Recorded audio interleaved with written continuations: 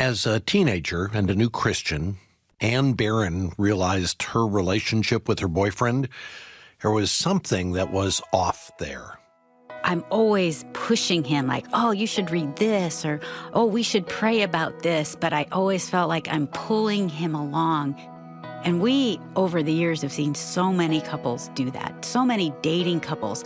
Well, I think that he'll start growing, or I think he'll become this guy, instead of already getting somebody that is on fire.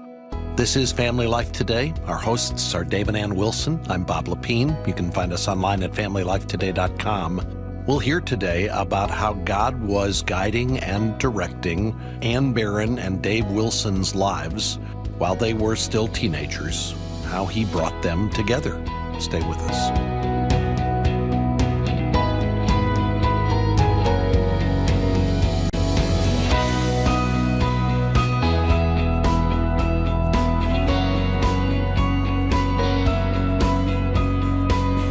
And welcome to Family Life Today. Thanks for joining us. Welcome to 2021. Here we are. This is going to be a good year. It's going to be a good year. Please put 2020 behind us.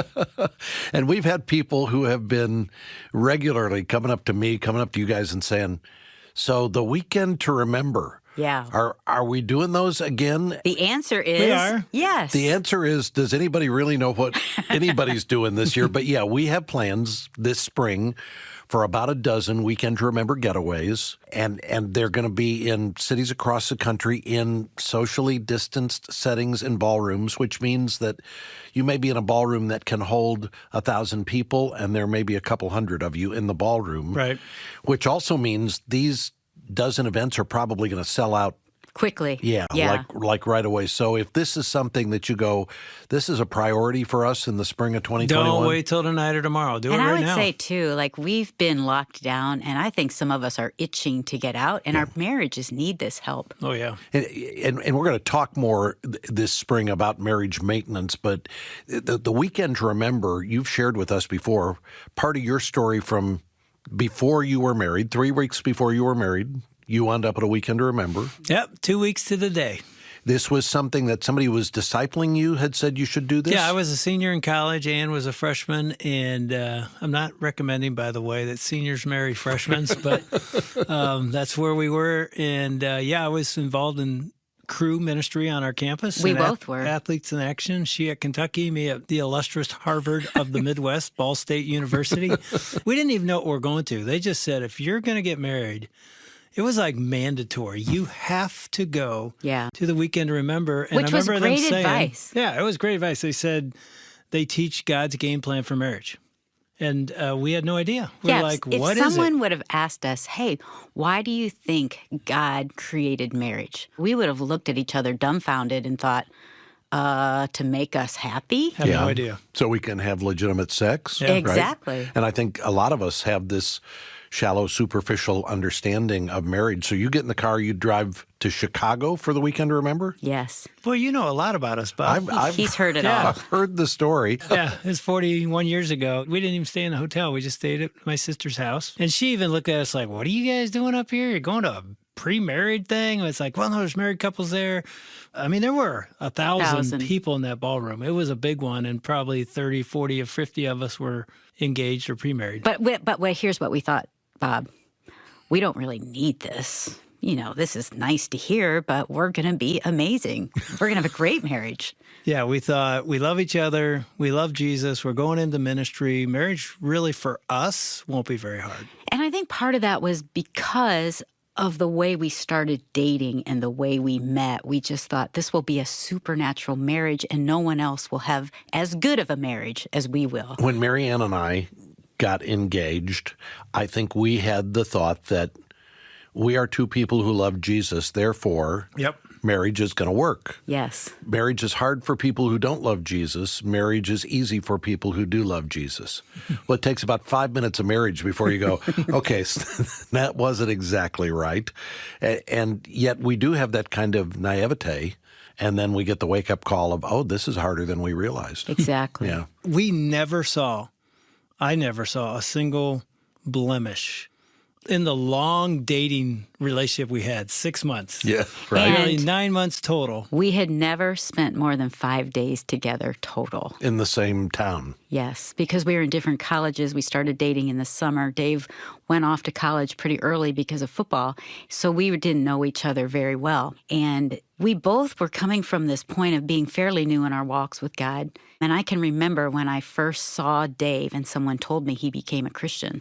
You know, there was flowing locks of hair, slow motion, But music. I was walking through our gym, high school gym at Christmas, getting ready to have Christmas break. So I was going to my car, and all the girls were fluttering about, and they said, Dave Wilson's in the gym playing basketball, because everybody knew Dave Wilson. He was a junior in college, and they were all scattered and not knowing what to do because they were so excited to see Dave I've Wilson. never heard this part before. I didn't ever tell you this Okay. because it would make your head big. Whatever. And so I walked through the gym kind of ignoring him, and someone came up to me and they said, did you hear that he became a Christian? And I was very new in my faith, but I was really excited about my faith. And so I walked straight over to Dave, and my brothers were friends with him. And I went up to him and said, you became a Christian and gave your life to Jesus? She's being nice. Do you remember this conversation? She didn't say you. She goes, yeah, like you're a Christian. That's what she said. I wasn't that bad. She just looked right, and she doesn't say hi or anything. She's like, you're a Christian? Yeah, right. That's what she said. And I go, yeah, I actually just became a Christian. That can't be true. Now you're Well, it is. exaggerating. I wasn't that bad. Maybe I exaggerated But a little he had bit. a really bad reputation with alcohol, with girls, and so I had a hard time believing that. But that night, I was sitting in our high school gym watching a basketball game, Her boyfriend was playing. and I happened to be sitting beside a guy that Dave knew who was a classmate, and I was sharing the gospel, like, oh, I thought I was a Christian, but I'd never given my life to Jesus, and this is how he's changed my life. And Dave was sitting right in front of me, and I patted him on the shoulder. I said, Dave, tell him what's happened to you. Yeah, so all night during this ball game, she was sharing the gospel right behind me and inviting me into this conversation. This was one of my best friend's younger brother. And she was sharing with Scott, and I would turn around and basically share my testimony and add some things. All I know is I remember getting in the car that night and driving home and thinking, I've never met a young woman on fire for Jesus like that. You know, it was like, wow. And I was in a long-term relationship with a girl that I figured in about a year and a half, we would get married. We'd been dating since my junior year in high school. Now I'm a junior in college. And so it struck me that night, you know, like, wow, Ann Barron she's going for it. She's on fire. And I thought the same thing about Dave. I thought, oh, this is for real. Like, this guy is serious about his faith. And I also thought, I wish my boyfriend was like that. And then I thought, what would it be like to be married to or date someone who was really passionate about their walk with God? And then we kind of forgot about that. That was what was attractive about him to you. Yes, exactly. And that was beginning to be attractive for you about Ann or someone like Ann. You just were attracted to someone who had that kind of passion. Yeah, I mean, it wasn't as much Ann as much as that woman on fire. I don't think I've ever seen anything like that. And, you know, because of that, and it was Christmas break for me. I go back to college, and my girlfriend was at a different university. So the next weekend, I'm driving to go see her, which I did almost every weekend. And it hit me. Wow. When we're together, Jesus is not even in the equation. You know, I'm trying to walk with God at my campus. When I get with her, I go right back into where I know Jesus doesn't want me to live. I spend the night at her place. We're sexually active, and I'm trying to grow in my walk, and I'm not living. And I'm not blaming her, but she's pulling me a different way. And I'd seen what it could be like. Again, just one evening watching Ann share Christ, but that marked me. I remember I'd never forgotten that. Me too, because I realized when I was with this boyfriend, I thought, I'm always pushing him like, oh, you should read this, or, oh, we should pray about this. But I always felt like I'm pulling him along. And we, over the years, have seen so many couples do that, so many dating couples. Well, I think that he'll start growing, Yeah. or I think he'll become this guy, instead of already getting somebody that is on fire for Jesus. And I actually started that in my mind after seeing Ann, knowing I'm never going to date her, thinking, well, after I get married, I'll get my girlfriend where I am spiritually. And, now after 40 years of marriage, how many times have we heard married couples say, that's what I thought too, and it doesn't always go that way. I've quoted this for years, but I heard Tommy Nelson on Family Life Today, pastor from Denton, Texas. He said, I always say to single people, if you are single, your job is to run as hard and as fast toward Jesus as you can. He said, if while you're running, in the corner of your eye, you see somebody running in the same direction at the same speed, take a second look. That's your dating philosophy. That's how you do this. And that struck me because a lot of people will say, look for another Christian. Yeah. And there's a difference between looking for a Christian and somebody who's running at your speed in your direction. Because if you're on fire for Jesus and somebody else is lukewarm for Jesus, now we have the... You mean the guy laying on the track? Sitting on the bench now, watching? Now we've got the unequally yoked situation where you're pulling hard and they're just dragging their heels and you're just spinning in circles. And they're saying, why are you running so fast? And that relationship is going to be frustrating and draining, and you can't think, okay, we'll try this and it'll get better. And here's the other thing that I realized, and I've now spoken and tried to encourage singles to listen to this, is usually the lukewarm believer or the non-believer pulls the believer back where they are rather than the other way. I remember hearing Chuck Swindoll decades ago talk about a white glove and mud. And he says, mud gets on the glove, but glove doesn't get on the mud. It isn't a glovey mud, it's a muddy glove, And then it's like, wow, that's what I was trying to do. So after that Christmas break, I remember trying to pull my girlfriend where I was, and she kept pulling me back. And again, I'm not blaming her. I chose to go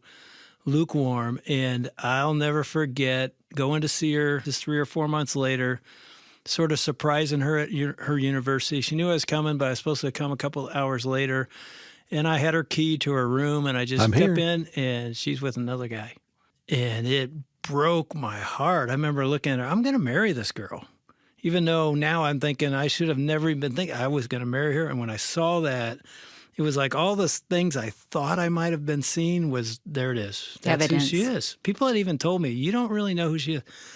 That's who she is. I remember just sort of yelling at her, and they looked at me, and I just slammed the door, and I ran to my car, and I started driving 30 miles from her university to my hometown and cried the whole way. I was devastated, like, what did I just see? What is my life? What is happening? And I remember I got to the back door of our house, walked in. I have the greatest single mom. She loved me to death. She's a sweetheart. She's with the Lord now. But I remember she looks at me and I'm sobbing. She's like, are you okay? I'm like, I can't talk to you right now. I need to go to my room. I remember I walked straight to the back room, shut the door. This is my childhood bedroom, got right on my knees. And Bob, I'm telling you right there and then, I said, okay, Jesus, I'm all in. I've been trying to control my life. I was sort of holding on to football, and I just blown out my knee, and I didn't know if I'd play again. Well, that went real well for me. It was like that one, and I held on to this relationship with a girl. I wasn't willing to turn it over and do it God's way. And right then and there, I got on my knees and said, okay, God, obviously my plan is not a great one. Yours is better. I choose you. I put you on the throne of my life. I'm going to do and go and be anything you want me to be. I don't know what that is, but I'm completely all in. And here's the crazy thing. I get done with that prayer, and I know at this moment I have to grow spiritually. And I've been living in this town. I don't even have a church. All I know is there's a woman named Ann Barron who's on fire. And so I say, God, bump me into her because I don't want to date her, but she's got a church and she's got a fire, and that's the kind of fire I want. I think she can help me. You had never in the back of your mind thought, she's kind of cute. I mean, I thought she was extremely cute. I was not attracted to date her. I mean, people hear this and they think, yeah, look at you. You married her. She's gorgeous. I think my heart was pure, Bob. Okay. I really meant it. Let me ask you. Okay. From that bleacher conversation. Yeah. This is Dave Wilson, who had been the star of the football team at the high school, and he's back and he's 2 years older, and all the girls are like, Dave Wilson's in the gym. Were you looking at him Yeah, going, I thought he may be super arrogant, but he is so hot. This guy is cute. So, yeah, I was attracted, but I didn't think I would ever date him or marry him or think about that. I thought he was going to get married to somebody else. And honestly, I didn't know him well enough, and so I didn't have any intention of dating him. But here's the thing, Bob. So the same night that Dave is on his knees praying, I'm working a night shift at Whirlpool, the factory, shooting screws into dishwasher doors on an assembly line. Her dad was a Whirlpool employee. Yeah, and it was a great job for the summer, making lots of money, but it's this monotonous job where you're shooting these screws in. And I remember praying this whole time, like, God, what am I doing? I'm going to be in college next year. I feel like I'm dating this guy and it's going nowhere, and I shouldn't be doing things that I'm doing with him. I feel like that's pulling me back, and I want to grow. And I said this prayer, like, God, Jesus, I'm done playing this game. I'm going to be all in with you. I give you my life, everything, my future, my boyfriend. I will go anywhere you call me. I will do anything you want me to do. I will say whatever you want me to say, God, because I'm yours. I am all yours from this day forward. And then I was done praying that. And at the end of my prayer, because I was new in my faith, my sister led me to Jesus. I didn't really have anyone discipling me. I was growing on my own, going to a church. But at the end of the prayer, I thought, I wonder if Dave Wilson's home this summer. And so at the end of my prayer, I'm like, Lord, I don't know what's going on with Dave Wilson. Maybe he's married at this point. But if you want me to bump into him and he could help me grow, help me to just somehow bump into him. Amen. So This sounds like a dating, like a Hallmark dating movie prayer. is what it sounds like. Hallmark movie. As I hear her say it, it sounds like neither one of us had the right motivations. But I'm telling We wanted you, to grow. my motivation was pure. And the next morning I get up. Of course, I don't know. She prayed that across the other side of town. And I get up and I pick up my buddy Greg, who was my high school kicker. And we have a painting business. And so we're going to paint my grandma's house. And you're not late to your grandma's house. Right. And so we're driving over there, and I tell Greg, I said, dude, I surrendered my life to Jesus yesterday. He goes, what? You know, and I told him this, and I told him my prayer, and literally walked through the whole thing. And I even said at the end, I even prayed to bump into Ann Barron. And I remember he goes, you're not supposed to pray for yourself. I go, I don't know where you're supposed to pray, Greg, but that's what I prayed, you know? He goes, that's weird. So we're driving to my grandma's, and we're going by the high school just on the way. And he goes, hey, let's stop in real quick and see Coach Jones, our high school football coach. I go, no, dude, we got to get to my grandma's. We can't be late. No, come on, man, let's go. No, we can't. And I just say, no, we're not. He reaches over and flips the steering wheel as I'm driving. He just pushes it. And I'm like, dude. Okay. I said, okay, we'll run in there for 5 minutes. We run in and see hi, Coach Jones. We're walking out. I'm talking to Coach Jones. Greg's walking out in front of me past the tennis courts. And Greg, Mr. You're not supposed to pray for yourself, goes, oh my gosh, God just answered your prayer, dude. I go, what? He goes, look. And I turn, there's Ann playing tennis with her mom. Which on this tennis court as we're walking out. I was in a tennis tournament that morning, and I had played horribly. And so we were driving home, and I said, oh, Mom, I need to get my stroke back. Let's just stop at the high school court so we can hit a little bit and I can get my confidence back. So we're hitting, and all of a sudden, Dave Wilson comes up to the fence, and he says, hey, when are we going to play? The truth is, I stood there. She was with her back to me, and I was so afraid to say anything. Greg hits me and goes, dude, God answered your prayer. And I'm like, hey, when are we going to play tennis? Long story short, next morning we played tennis. We never played tennis. We never did. We sat and talked about Jesus. I remember asking her, what do you want to do with your life? She said, I'm going to follow Jesus. I'm going to serve Jesus. I believe he's got a call in my life. I remember getting in the car and going, I've never talked to an 18-year-old girl who knew what she wanted to do with her life, and it didn't matter if I was a part of it or not. We started on a dating relationship unlike any dating relationship either one of us had ever been a part of, because Christ was never the center.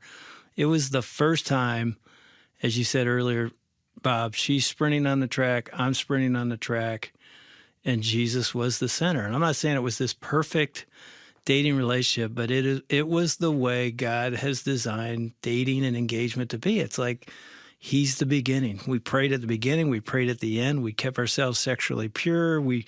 It was just a totally different perspective. And then when we went to the Family Life Weekend to Remember, we heard, of all the things we heard, here's God's plan for your marriage. It's bigger than you. He wants to reveal to the world who he is through marriage. So we knew we were entering a partnership. 2 questions I got to ask you. The first is, when your dad, who knew Dave Wilson because he'd coached him as a baseball player, knew his reputation, knew his past, when he heard you're spending time with Dave Wilson, what did he say to you? He said, "You are no longer going to see Dave Wilson. I forbid you." He barred me from the house. And I was said, not "No, allowed." Dad, Dave's different now." He goes, "Yeah, I don't really care if you think he's different. I know his reputation, and you are not going to date him." So, but you ignored that? You snuck out? What'd you do? I think my dad was so busy doing other things, and I knew that I could convince him, and we were praying about it, really praying, like, "Lord, I pray that you'd show my dad." And the high school football coach just happened to be with my dad, and the high school football coach said, "Hey, I hear that Ann and Dave are hanging out." And my dad said, "Yeah, I'm not going to let that happen." And the coach said, "Why wouldn't you? He's one of the nicest guys I know." So my dad said, "Okay." He softened up. Yeah, I feel like that was God. Jump ahead a little bit. You're now 19, a freshman in college, and you say, "Dave and I want to get married." Was your dad like, "Okay, cool"? Yeah, actually, he was, because my brother was married at 20. My sister was married at 19. My other brother was 21. And so we all got married young. And by that point, he really saw something different in us, and he really trusted Dave. It was pretty cool. Her dad, who wasn't a believer at the time, really saw. He told us, "There is something in your relationship I've never seen." I remember one time after our first year of marriage, he came home and we were there, and this captures what he had seen. He said, "I was at work today, and these guys were getting in a fight on the factory line, and I said to them, 'You two need what Dave and Ann have.'" And I looked at him, I go, what's that mean? What do we have? He goes, "I don't know, but that Jesus thing is real and they need it." Wow.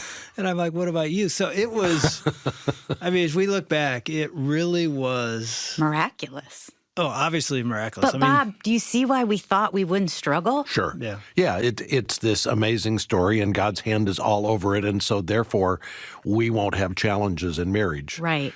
And how long did it take before? Do you remember the first time you thought, "I wonder if I made a mistake"? Yes, 6 months. 6 months, and I yelled at Dave, "Marrying you was the biggest mistake of my life.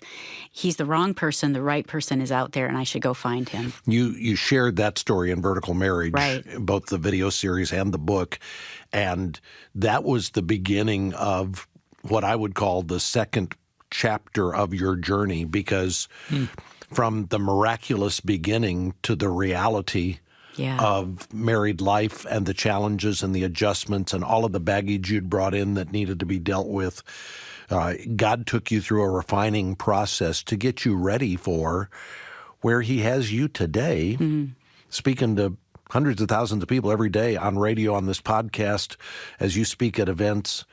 God had to take you through the refiner's fire, the purifying chapters, and those were not easy years. But it was a part of his work to prepare you for how he wants to use you, right? I get teary thinking about it, because I think we had so much baggage that God was so gracious to walk through with us, unloading that baggage and the pain and the things that he could have just healed automatically.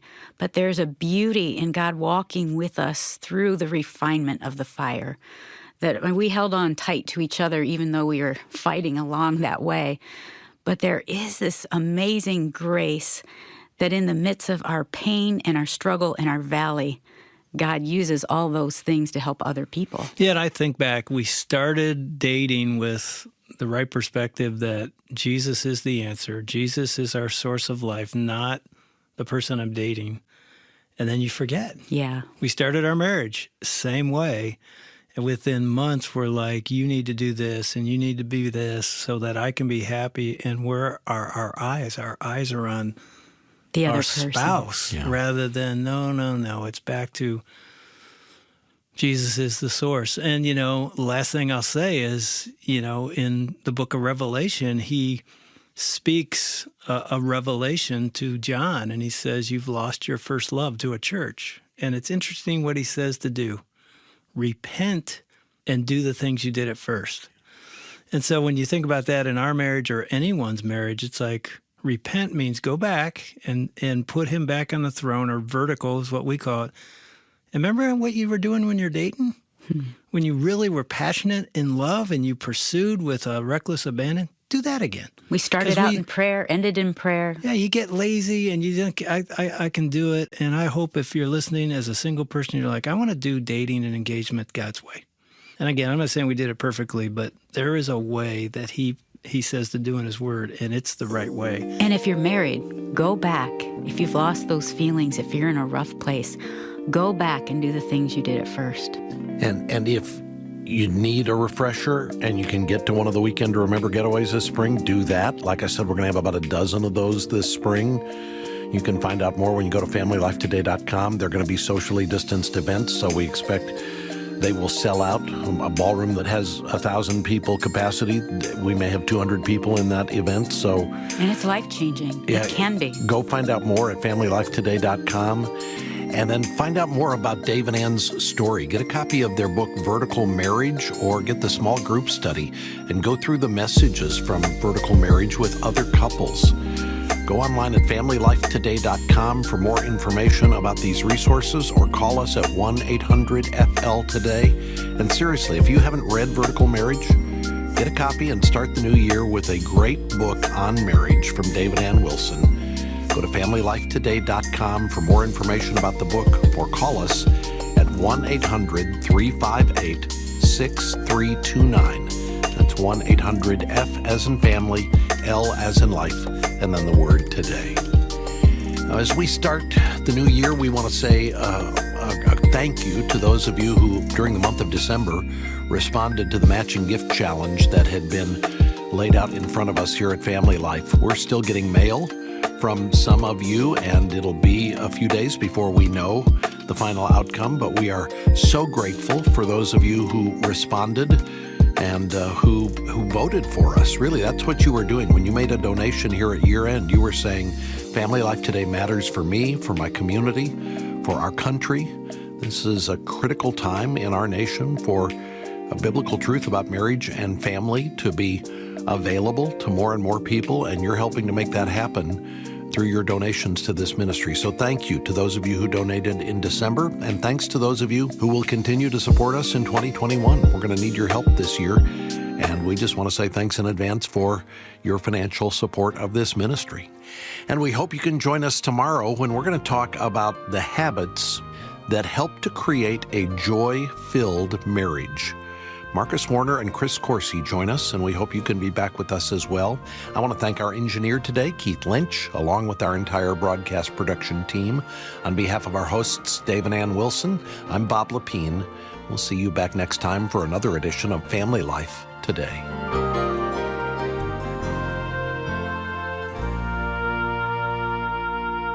Family Life Today is a production of Family Life of Little Rock, Arkansas, a Cru ministry. Help for today, hope for tomorrow.